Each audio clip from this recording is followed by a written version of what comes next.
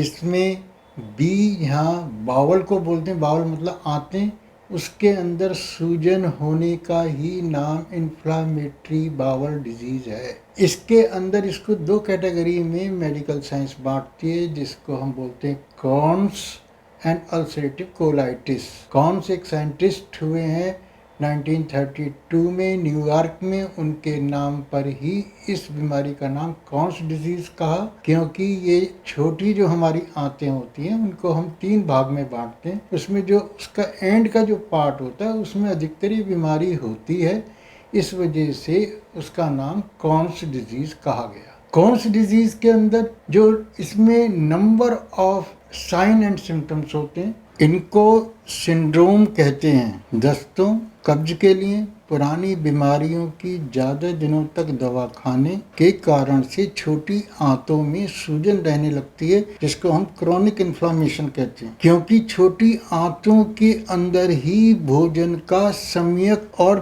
पूर्ण पाचन हो जाता है और पाचन होने के बाद उनका रस बनता है और ये अवशोषित होता है। परंतु यदि ये रस ठीक ढंग से नहीं बनेगा तो इसका अवशोषण नहीं होगा और यह रस, जिसको हम आम रस कहते हैं विज्ञान की भाषा में, कि वहाँ सड़ करके गैस एसिडिटी बनाता है, जिससे वहाँ आंतों के अंदर इरिटेशन और नर्वस सिस्टम के थ्रू नसों को भी इरिटेट करता है, यानी स्टिमुलेट करता है, जिसके कारण से स्वभाव में भी चिड़चिड़ापन होता है। ये वहाँ पर सड़ करके कई बार आंतों में पस बन जाना, आंतों के अंदर परफोरेशन हो जाना यानी छेद हो जाना, कई बार वहाँ की जो मसल के इलास्टिसिटी खत्म होने के कारण से या कम होने के कारण से सिकुड़न हो जाती है, तो जिसके कारण से ना गैस निकल पाती है ना टट्टी की हाजत हो पाती है। ऐसे कॉम्प्लिकेशंस में कई बार पेशेंट को सर्जरी के लिए जाना पड़ता है। चिकित्सा के दृष्टिकोण से